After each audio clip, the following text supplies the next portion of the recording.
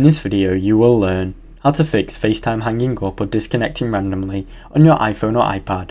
Check your internet connection. Make sure you have a stable Wi-Fi or cellular data connection by running a quick speed test or switching networks. Restart your iPhone or iPad. A simple restart can clear network or software glitches, causing calls to drop. Update iOS to the latest version. Go to Settings in General, Software Update, and install any updates available to fix the FaceTime related bugs. Reset. Reset the network settings. Go to Settings in General, transfer or reset iPhone. Reset.